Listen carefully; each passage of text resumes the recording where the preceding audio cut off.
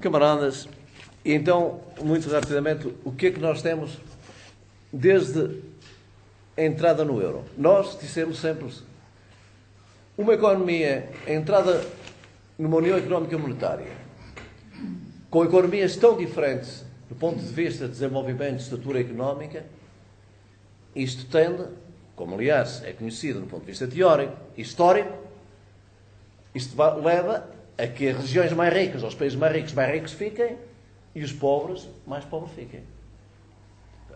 As próprias leis e o jogo é isso que conduz. Dando assim um exemplo muito rápido para lembrar, o exemplo de uma União Económica e Monetária dos séculos passados. Por exemplo, a unificação italiana com Garibaldi é feita a União Económica e Monetária, na altura com a lira, não é? E como é que se trava este efeito? Através de um orçamento do Estado que faz a redistribuição, como em todos os Estados, e que, portanto, faz alguma compensação. De tal maneira é isto que também na Itália, como sabem, muitas vezes o pessoal do Norte andamos a pagar para o pessoal do Sul, que os gajos em Nápoles não trabalham, passam a vida a cantar, e depois aquele também sempre o populismo, não é? Até aquela ideia vamos a independência do Norte da Itália, a Padânia, se recordam-se daquele partido de direita e tal, criar a Padânia. Mas há um orçamento que faz alguma redistribuição, portanto, e que trava, portanto, esse equilíbrio. Ora, o orçamento comunitário é 0,00, não faz redistribuição nenhuma. Portanto, eles querem ganhar por todos os carrinhos. Acabaram com as barreiras alfandegárias, com as barreiras fiscais. A nossa estrutura económica era muito mais débil. Foi comida, houve uma desindustrialização, com as privatizações eles ficaram com as empresas e dominam tanto as grandes empresas e até o capital financeiro. A gente diz, parece que a PT é portuguesa, não é? Eu até nem sabia que a porcentagem era esta, mas o próprio Ricardo Espírito Santo disse, há relativamente pouco tempo, que 70% já está nas mãos do estrangeiro. E quem diz a PT, diz a Simpor, diz a Galp, não é? Diz várias empresas. Diz o BPI, uma parte espanhola. Portanto, camaradas, este é o quadro.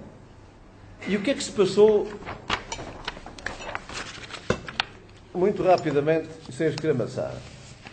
A partir de 2006, nós temos a adesão, portanto, a integração ao euro de 2000, praticamente em 2002 começou a circulação. Bom, em 2006, a parte da indústria para a contribuição para o produto interno cai, entra aqui. E o que é que ultrapassa a indústria? A finança. Portanto, a financiarização da economia portuguesa.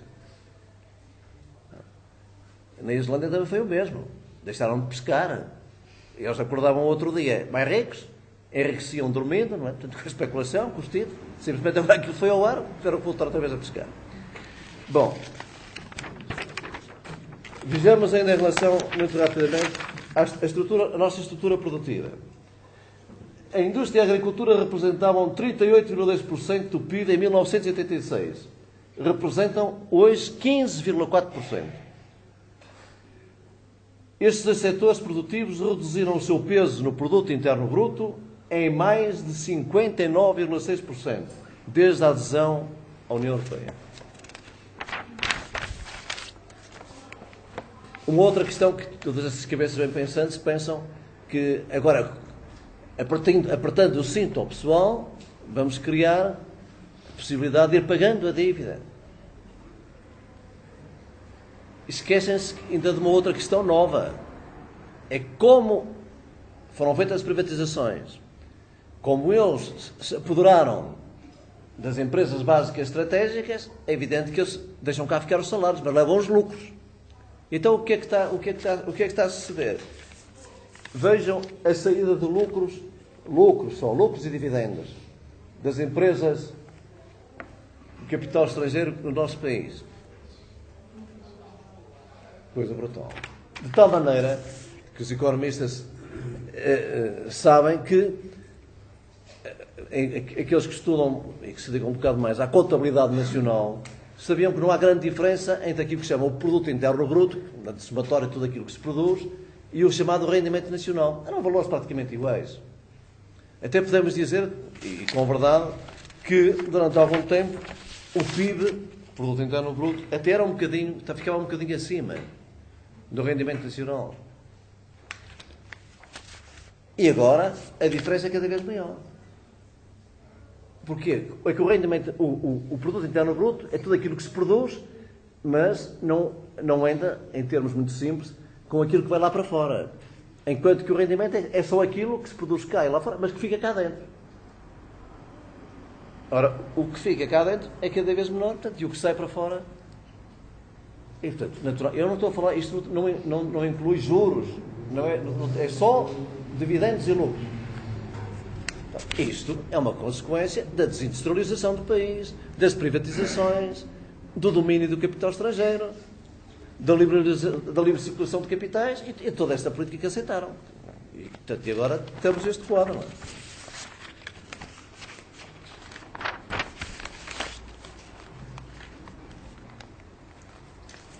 Mas nós, e também tanto com verdade, a nossa dívida pública não era assim tão elevada. Aqui esta crise rebentou em agosto de 2007. Nós fomos o primeiro partido a dizer isto é uma crise que vai para lavar e durar. Quando eles diziam, não, isto é... Avisámos isto. E dissemos que ela se continuava a agravar. Andou-se 2007, nem se pensou nisso. 2008 ainda se dizia que nós estávamos aqui tanto num oásis. Não é? Bom, depois, claro, a dura realidade é a dura realidade. Não é? Mas estou só a dizer isto porquê? Porque em 2007, de facto, a nossa dívida pública é relativamente modesta. Então o que é que aconteceu de 2007 para cá? Foi porque o Estado começou a gastar muito na saúde?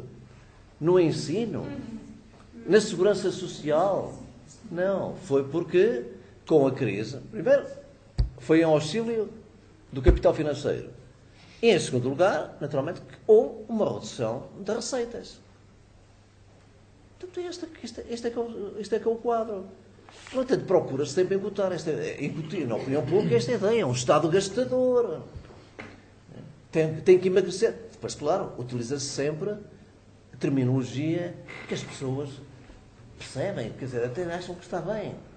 Temos que tirar a gordura em excesso. E então agora na primavera, que vamos a caminho do verão, em que as pessoas todas se começam a preocupar com as curvas, não é? De facto. Mas ninguém disse para tirar a gordura em excesso à banca, por exemplo.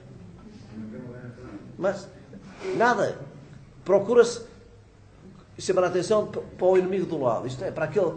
vejam lá, tanto este pessoal, estamos em crise, vai tudo para o Algarve agora na Páscoa. Então. Pergunta sempre, o que é que você está disposto? Está disposto também a reduzir o seu salário e a sua pensão? Não pergunta ao banqueiro. É uma pergunta muito simples. Vocês estão dispostos a pagar aquilo que paga qualquer pequeno ou médio empresário? Qual foi a vossa contribuição para a crise? Sim, o Sócrates criou uma taxa, como também na União Europeia, de 0,007, que nem sequer ainda está em vigor. Já assinaram, não é? Agora, uma semana antes, assinaram aquilo. Fantástico. Mas depois, eles dizem isto, não é? E até mentem. Mas quando é para se gabarem, porque este assim, não é? Eles têm um boletim da Associação Portuguesa de Bancos.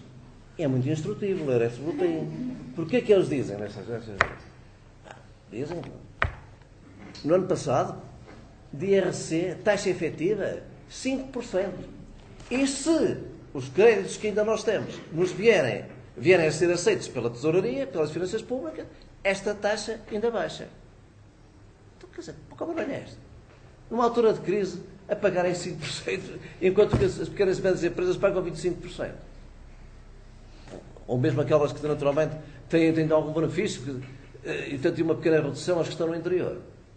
Então, e o trabalhador? O que é que paga de IRS? Então, isto é justo? Isto está certo? Mas procuram sempre incutir ideologicamente isto, não é? E as pessoas vão aceitando. pessoas veem isto, não é? Então, aliás, todo este clima já de que veio o Fundo Monetário Internacional, agora é que vai ser o aperto, as pessoas começam a pensar, 13º mês, lá se vai tantas vezes. Depois, se eles tirarem só 50%, afinal não foi tudo, foi só 50%. Porque é evidente, quer dizer, isto também é uma técnica velha, portanto, começar a carregar nas cores, para depois ficar um bocadinho antes. Eles até lançam, põem os chefes de gabinete a lançar as notícias para os jornais, para a comunicação social, sempre mais acima. Então, a fisquia mais acima.